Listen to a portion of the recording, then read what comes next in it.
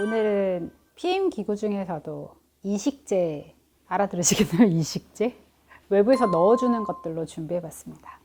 일단 피임이 뭔지는 다들 아시죠? 일단 기본적으로 피임에 대한 근데 오해가 좀 있어요.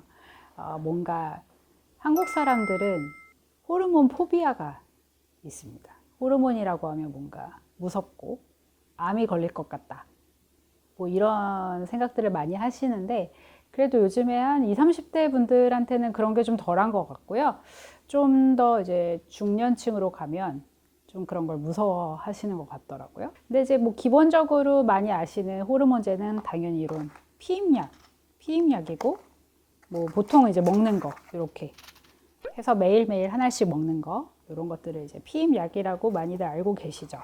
근데 여러 가지 이유로 피임약을 못 드시는 경우가 있어요. 뭐 먹는데 맨날 까먹어서 못 먹을 수도 있죠. 가장 단순하게. 그리고 먹었는데 부작용이 있어서 못 먹는다든지 아니면 아주 대표적으로는 흡연 하시면 이제 피임약을 먹을 수 없기 때문에 왜 그러냐면 이제 피임 약제 자체가 피를 약간 찐득찐득하게 하는 효과가 아주 단기간에 생기기 때문에 흡연하시는 분이 먹으면 이제 혈전 확률이 확 올라가서 금기입니다. 이게 주요 장기, 뇌혈관이나 이제 심혈관에 맞게 되면 이제 사망에 이를 수 있는 아주 위험한 부작용이고요. 많이 올라가기 때문에 담배 피시는 분들은 드시면 안 돼요. 그 피임약마다 용량이 달라요. 그래서 실제로 처방전이 있어야만 살 수 있는 피임약이 있고요. 그냥 약국에서 살 수 있는 피임약이 좀 구분이 되어 있거든요. 그리고 사실 약국에서 파는 그 피임약들은 그 호르몬 용량이 약간 낮아서 먹기도 편하고 뭐 더 효과가 있는 경우도 있어요, 사실은. 그래서 의사가 꼭 처방해야만 하는 약들은 정해져 있고요. 피임약이 조금 나뉜다고 생각하시면 돼요. 사실 의사가 처방하는 약은 고용량이니까 뭐 그만큼 이제 혈전 확률도 조금 높을 수 있고 그래서 좀 더 이제 안전장치를 둔다고 생각하시면 되고요. 약국에서 살 수 있는 약들은 그거보다는 함량이 좀 낮고 아무래도 위험도는 조금 더 떨어져요. 일단은 전 피임약은 이제 모두 다 사이클이 있고요. 그만큼 이제 좀 기간이 필요하다. 피임까지 약간의 기간이 필요할 수 있고 뭐 주기를 미루고자 할 때도 기간이 약간 필요하고 이렇게 좀 낮은 용량으로 호르몬을 좀 편하게 컨트롤 한다고 생각하시면 되고 사후 피임약은 응급이잖아요. 그러니까 사후에 일정 시간 안에 뭐 120시간이면 120시간, 뭐 72시간이면 72시간 이 안에 피임 효과가 있도록 고용량의 호르몬을 때려 넣는다고 생각하시면 됩니다. 이제 확 변화를 줘서 정자가 통과하지 못하게 하는 식으로 해서 피임을 하게 되죠. 정자랑 난자가 딱 만나서 네. 수정이 되는 네. 되기 전에 막아야 될 거 아니에요? 여러 스텝이 있어요. 여러 스텝을 방해하고 아예 내막이 두꺼워져서 착상을 못하게 하는 효과도 있어요. 그러니까 수정이 설사 됐더라도. 사람마다 먹는 단계가 다를 거잖아요. 배란 전이 있을 수도 있고 배란 후가 있을 수도 있고 그거는 먹는 사람의 상태가 다 다른데 어떤 여러 스텝을 다 막는 거예요. 그래서 아예 뭐 배란 자체를 좀 억제할 수도 있고 그래서 보통은 사후 피임약을 먹었을 때는 원래 주기보다 생리가 좀 미뤄질 수도 있고요. 뭐 원래 내가 하려고 했던 예정보다 빠르게 출혈을 일으키기도 하고 뭐 그런 약간 이제 호르몬 교란 상태가 오기는 해요. 그래서 뭐 배란을 막을 수도 있고 뭐 배란을 한 뒤라면 수정을 막거나 착상을 막거나 이런 식으로 그런 고용량의 호르몬이 그런 역할을 한다라고 이제 쉽게 생각하시면 될 것 같아요. 먹는 약 말고는 아까 말씀드렸듯이 이제 이식제라는 게 있고요. 대표적으로 아시는 것들은 이제 자궁에 넣는 요렇게 생긴 이제 자궁내 장치. 이게 이제 자궁 안에 이렇게 넣어 놓으면 얘가 이제 호르몬을 거기서 뿜어내서 피임을 한다라고 생각하시는 게 이제 호르몬 자궁 이식제고요. 얘네는 뭐 크게는 3가지 정도 있다고 생각하시면 되는데 뭐 이런 미레나가 가장 대표적인 이제 자궁내 이식제 피임 약이고 이거 말고도 뭐 카일리나나 제이디스 이런 식으로 해서 비슷한 모양인데 용량이 약간 달라서 이제 좀 다르게 나오는 뭐 유효 기간이 좀 달라지고요. 비슷하게 생긴 호르몬 이식제 중에 이제 가장 대표적인 게 이제 이 미레나라는 이식제가 되고요. 그리고 똑같이 생겼는데 여기가 호르몬이 아니라 금속이 감겨 있어서 이제 루프 우리가 이제 초창기에는 자궁에 이식하는 것이 이런 호르몬이 아니라 금속이 감겨 있어서 그 금속 자체가 착상을 방지하고 이렇게 하는 되게 원초적인 형태의 자궁 이식제가 있었어요. 요즘은 이제 거의 사장됐고, 왜냐하면 이제 금속 성분 자체가 그 염증 반응으로 그 피임을 하다 보니까 골반염이나 뭐 이렇게 문제가 되는 경우가 좀 있어서 이제 요즘에는 거의 잘 안 하시고요. 요즘에는 이제 거의 이런 호르몬 자궁 이식제를 많이 쓴다고 생각하시면 되고, 그리고 두 번째는 이제 자궁이 아니고 팔에, 피하에 이식하는 임플라논입니다. 그래서 이렇게 두 가지 한번 가져와 봤어요. 이거는 시술을 받아야 되는 거죠? 그렇죠. 그럼 일반 시중에서는 구매할 수 없고 구매할 수도 없고 넣을 수도 없어요. 자궁 안에 넣는 모든 것들은 외부에서 그냥 일반적인 인간의 힘으로 넣을 수 없다고 생각하시면 돼요. 이식용 피임 기구들은 장기간 동안 피임을 그렇죠. 그리고 뭐 매일 안 먹어도 되고 넣어놓으면 사실 까먹을 수도 있고 그래서 여러 가지 편리함이 있죠. 유통기한이 어떻게는 유통기한이라고 하면 안 되고 약간 이제 호르몬을 얘가 내는 기간이라고 보시면 돼서 이런 이제 제약회사에서 만들 때 얘네가 충분히 유효한 호르몬을 내는 기간을 정해놨어요. 그래서 인플라논 같은 경우는 3년. 그래서 한번 박아 놓으면 3년 동안은 이제 피임이 되는 거예요. 그렇고 미레나는 5년. 근데 이제 요즘에 이제 이슈가 얘가 뭐 7년, 8년까지도 이제 꽤 안전하게 피임을 한다 이런 얘기가 있어서 좀 당분간은 이제 좀 장기간 할 수도 있는 어떤 뭐 그렇긴 한데 초창기에 이제 나왔을 때는 얘는 5년간 피임되는 애라고 이제 알려져 있죠. 그리고 그 기간이 되면 반드시 빼야 되고요. 가지고 있다고 해서 뭐 많이 문제가 되지는 않으나 가끔 그런 분들 있어요. 넣은 거 까먹고 막 2개 넣었다 막 이러시는 분 있고요. 그렇다고 해도 사실 큰일은 안 생기더라고요. 그런데 아주 드문 케이스가 이제 보통은 자궁이 나팔관을 통해서 뱃속으로 열려 있기 때문에 얘네가 자궁에 원래는 잘 자리 잡으라고 우리가 넣어 놓지만 아주 낮은 확률로 이렇게 이탈해서 나가는 경우가 있어요. 뭐 그런 문제가 간혹 있긴 하지만 그런 확률은 굉장히 낮고요. 대부분은 넣어 놓으면 그 자리에 안전하게 잘 있는 편입니다. 네. 조금 이제 이해가 되려고 하시나요? 네. 얘가 궁금하시니까 얘 먼저 한번 언박싱을 까볼까요? 네, 언박싱.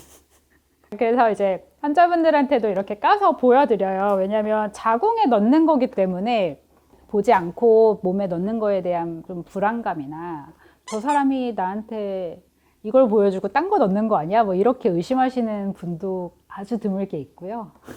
까면 이렇게 들어 있습니다. 이렇게 한번 포장되어 있고 이제 이 안은 멸균된 상태라서 이제 이 다음부터는 맨손으로 만질 수 없는 형태고요. 엄청 크네요. 그게 다 들어. 아니요, 이거는 여기서 요 끝에만 기구고요. 여기는 다 이제 이식을 도와주는 장치라고 생각하시면 돼요. 이렇게 생겼어요. 귀엽죠? 그 시술 시간 자체는 굉장히 짧아요. 얘를 자궁 안에 넣기만 하면 되잖아요.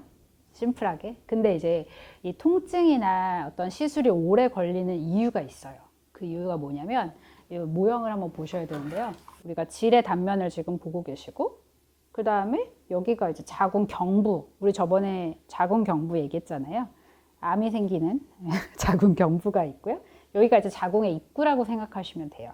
그래서 자궁 입구에서 자궁 안으로 이제 진입하게 되는데 여기가 이제 진입 장벽이라고 생각하시면 됩니다. 이거를 여는데 통증과 시간이 소요가 되는 겁니다. 그래서 배가 아프다. 이걸 기구를 넣는데 배가 뭔가 생리하는 것 같이 아파요. 뭐 묵직해요부터 해서 막 견딜 수 없이 너무 아파서 시술이 어려워요. 여기까지 가는 모든 이유는 다 이 경부를 여는 데서 발생합니다. 출산하신 분들은 되게 쉬워요. 굳이 넓혀줄 필요 없이도 잘 들어갈 수 있고요. 그런데 이제 출산 경험이 없고 뭐 처음 이제 이런 미레나 같은 자궁 내 이식제를 넣고 싶으면 길을 좀 넓혀줘야 되는데 굉장히 아프죠. 그래서 거기서 통증이 발생하고요. 막상 이 구멍은 통과하면 이렇게 스스스 잘 들어가면 좋은데 근데 이게 보이지 않고 들어가야 되니까 뭐에 딱 막히면 그때부터 이제 안 들어가네 이렇게 이제 되는 거예요. 그래서 환자분이 막 아파하시고 의사는 이제 길을 찾아야 되고 이제 씨름이 시작되는 겁니다. 출산하신 분들은 거의 1분 이내로 다 끝나고요. 뭐 그렇지 않은 분들도 3분 이내? 굉장히 짧아요.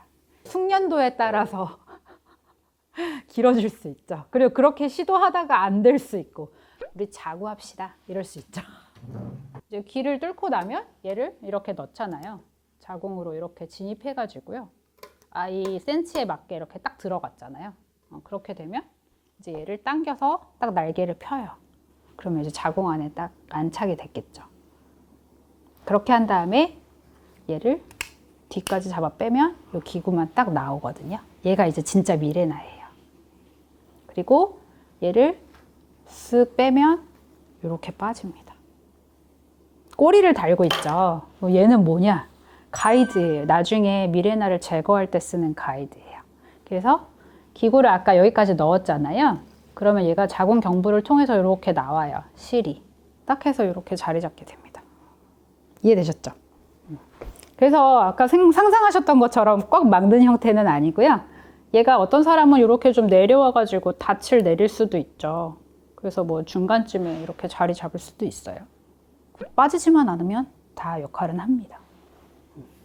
그리고 나중에 제거해야 될 때는 이 꼬리표를 잡고 이렇게 쓱 빼면 이렇게 빠져요.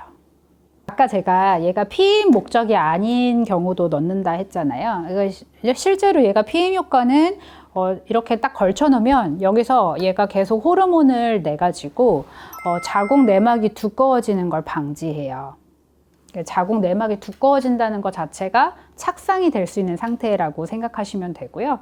그리고 내막을 두꺼워지는 거를 계속 막다 보면 우리가 생리, 월경이라는 것 자체가 이 내막이 두꺼워졌다가 착상이 안 돼서 쏟아지는 과정이잖아요. 그러니까 월경을 안 하기도 해요. 월경량이 너무 많아요. 그런 분들한테 월경량 줄여줄 때도 쓰고요. 월경통이 너무 심해서 고통받으시는 분들한테 미레나를 넣으면 그런 이제 생리통, 월경통 완화 효과가 있고 피임은 당연히 되고 그리고 내막 증식증을 이제 예방해 주는 효과도 있고 이 여러 가지 목적으로 꼭 피임이 아니어도 미레나를 권하기도 해요. 그리고 뭐 성근증이라고 해서 여러 가지 부인과적인 질환, 암은 아니나 그런 질환들에서도 치료 목적으로도 미레나를 씁니다. 이 미레나가 이제 그런 증상 완화 효과, 심지어 암까지도 좀 막아주는 효과가 있다 보니까 그런 병명이 확실히 있는 사람들한테는 나라에서 그러면 넌 미레나를 꼭 써야 되는 사람이네. 이렇게 해서 이제 값을 깎아준다고 생각하시면 돼요. 합리적이죠. 그래서 그런 이제 상병들이 있어요. 그래서 인정되는 상병들이 있으면 미레나가 급여가 됩니다. 그런 게 없는 분들이 나 피임 목적으로 넣고 싶어요 하면 이제 비급여가 되는 거죠. 두 번째는 이제 임플라논 언박싱을 해볼까요? 임플라논은 아까 말씀드렸듯이 이제 피하 이식제고요. 얘를 이렇게 뜯으면 이렇게 생겼어요. 스테이플러처럼 생겼죠. 스테이플러처럼 박아서 넣습니다. 시술은 그럼 팔 굉장히 보통은 잘 안 보이는데 이렇게 접히는 이 안쪽에다 넣죠. 여기가 좀 근육도 없고 출혈도 좀 적고 대부분은 지방이 있으시기 때문에 넣으면 자국은 안 나요? 아니요, 자국이 아주 미세하게 나요. 미세하게 나고 제거할 때 또 나고 뭐 그렇기는 하지만 보통은 아주 그냥 조금 좀 두꺼운 바늘 자국 정도기 때문에 그렇게 막 눈에 거슬리는 흉터는 아니라고 봅니다.